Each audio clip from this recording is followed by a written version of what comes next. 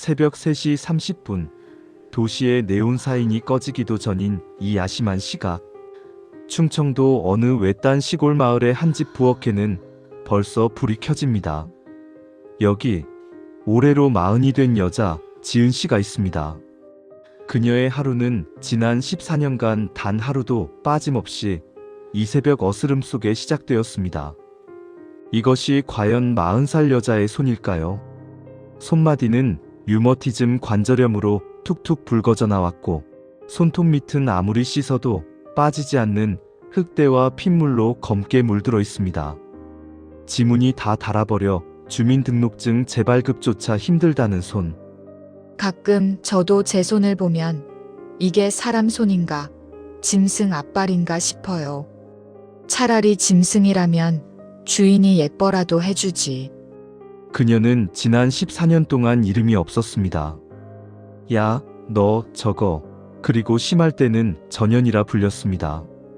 현대판 노예나 다름없었던 시집살이, 도대체 그녀의 팔자에 무슨 살이 끼었기에 꽃다운 20대와 30대를 저 시골집 부엌에서 다 태워버려야 했을까요?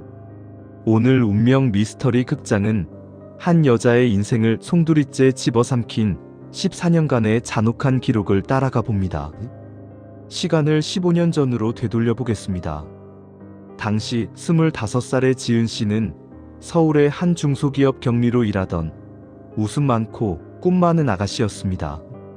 친구의 소개로 만난 남편은 듬직했습니다. 시골에서 부모님과 함께 큰과 수원과 소를 키운다고 했습니다. 투박한 손으로 지은 씨의 손을 잡으며 그는 약속했습니다. 지은아, 우리 부모님이 좀 옛날 분들이라 표현이 서툴러서 그렇지 속정은 깊은 분들이야. 내가 너 손에 흙 안 묻히고 공주님처럼 살게 해줄게. 나만 믿고 내려와라. 내가 돈 벌어오기만 기다리는, 나만 바라보던 가난했던 친정에 서울살이가 지쳐있던 그녀에게 여유로운 시골 전원 생활과 순박한 남편의 약속은 달콤한 탈출구처럼 보였습니다. 그것이 지옥으로 들어가는 급행열차 티켓인 줄은 꿈에도 모른 채 말입니다.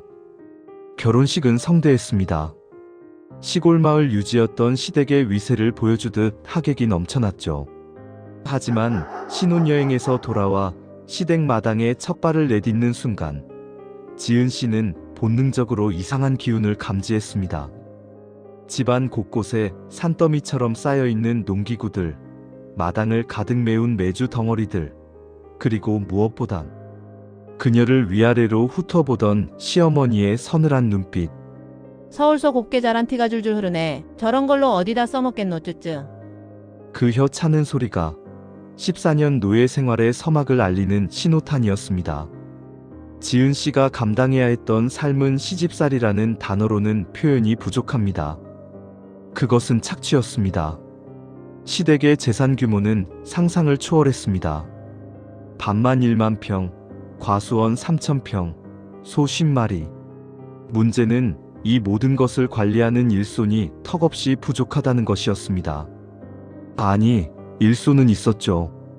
바로 갓 들어온 며느리 지은 씨였습니다. 그녀의 하루 일과를 보시죠. 새벽 4시 기상. 아궁이에 불을 떼고 20인분의 아침밥을 짓습니다. 일꾼들과 식구들이 밥을 먹는 동안 그녀는 서서 밥을 마시듯 넘기고 곧바로 설거지 전쟁을 치릅니다. 해가 뜨면 밭으로 나갑니다. 남자들도 들기 힘든 20kg 비료 포대를 나르고 허리가 끊어져라 밭을 맵니다.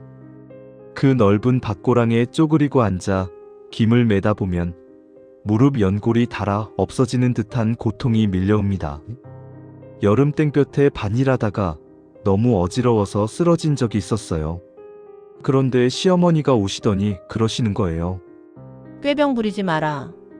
해지기 전에 저거 다 못 끝내면 오늘 밥 없는 줄 알아라. 점심때가 되면 땀범벅이 된 몸으로 다시 부엌으로 달려와 새참을 해 날라야 했습니다. 해가 지고 집에 돌아오면 끝일까요? 천만에요.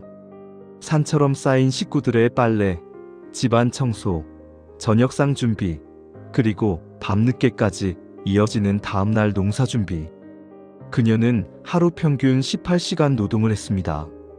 잠자리에 드는 시간은 밤 11시, 12시. 몸을 씻을 기운조차 없어 그대로 쓰러져 잠들기 일쑤였습니다. 그녀는 며느리가 아니었습니다. 돈 안 줘도 되는 가족이라는 이름의 머슴이었습니다. 육체적인 고통보다 더 그녀를 갉아먹은 것은 정신적인 학대였습니다. 시어머니의 주특기는 철저한 무시와 비난이었습니다. 밥상머리에서 지은 씨가 만든 반찬을 집어 던지는 건 예사였습니다. 에잉, 이걸 사람이 먹으라고 만든 거냐? 내 친정어미가 그렇게 가르치더냐?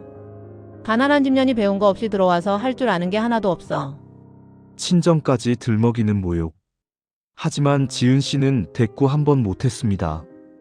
가장 믿었던 남편은 어땠을까요? 그는 철저한 방관자, 아니 공범이었습니다. 여보, 나 너무 힘들어. 어머니가 나한테 너무 심하게 하셔. 눈물로 호소하면 남편은 오히려 불같이 화를 냈습니다. 야, 너만 힘드냐? 다들 그렇게 살아. 우리 부모님이 너 걷어줬으면 고마운 줄 알아야지. 어디서 시어머니 험담이야? 재수없게. 알고 보니 남편은 허우대만 멀쩡했지 힘든 농사일은 뒷전이고 읍내 다방이나 도박하우스를 전전하는 한량이었습니다. 결혼 전 약속은 모두 새빨간 거짓말이었죠. 지은 씨는 철저히 고립되었습니다. 경제권은 시어머니가 쥐고 있어 수중엔 단돈 10,000원도 없었습니다. 친정에 가고 싶어도 차비가 없었고 전화도 마음대로 못하게 감시당했습니다. 그녀는 점점 자신이 진짜 쓸모없는 존재라고 믿게 되는 무기력의 늪에 빠져들었습니다. 자, 여기서 우리는 답답함과 의문을 동시에 느낍니다. 도대체 왜 지은 씨는 그 긴 14년 동안 도망치지 못했을까요? 정말 그녀가 바보라서 무능력해서 당하기만 했을까요? 저희 대박기원팀이 그녀의 사주팔자를 분석해 보았습니다. 그리고 경악을 금치 못했습니다.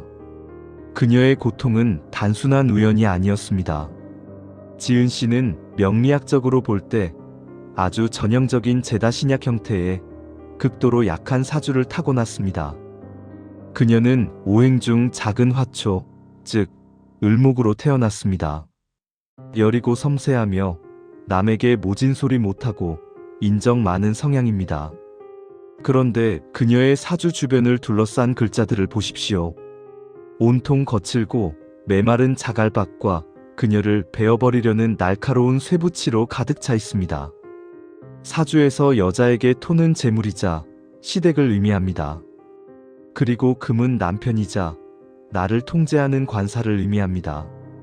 즉, 지은 씨의 운명은 연약한 꽃 한 송이가 감당할 수 없는 거대한 시댁의 노동인 흙더미에 파묻혀 질식하기 직전이고 사방에서 날아오는 시부모와 남편의 폭언인 도끼날에 난도질당하는 형국이었던 겁니다.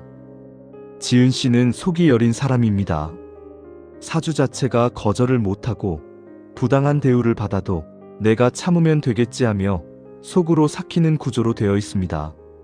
악독한 시댁 식구들은 그녀의 이런 천성을 기가 막히게 알아보고 이용해 먹은 것입니다. 게다가 더 기막힌 것은 운의 흐름이었습니다. 그녀가 결혼을 선택한 26살부터 들어온 10년 대운이 하필이면 그녀를 더욱 올가매는 최악의 시기였습니다. 운명마저 그녀를 외면했던 잔혹한 시간, 그것이 바로 14년이었습니다. 그 지옥 같은 시간 속에서도 지은 씨가 버틴 이유는 딱 하나, 두 아이들이었습니다.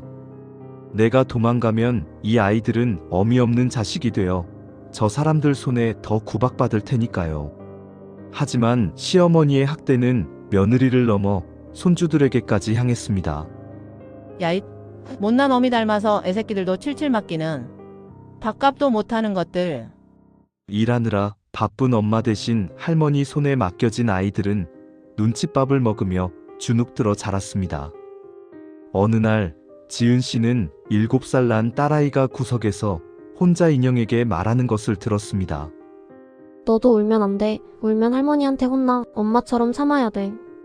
그 순간 지은 씨의 가슴이 무너져 내렸습니다.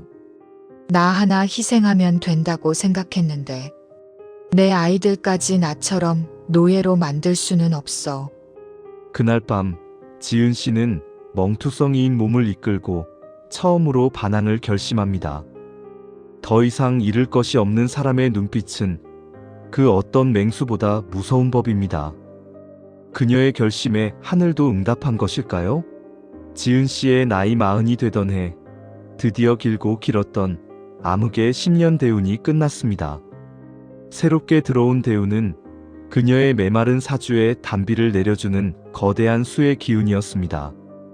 바싹 말라 죽어가던 화초가 물을 만나 다시 생명력을 얻는 시기가 온 것입니다. 동시에 그녀를 돕는 비겁운이 들어왔습니다. 이는 내 편이 생긴다는 뜻이자 내 자아가 강해져 부당함에 맞설 용기가 생긴다는 것을 의미합니다. 운이 바뀌자 가장 먼저 그녀의 마음가짐이 달라졌습니다.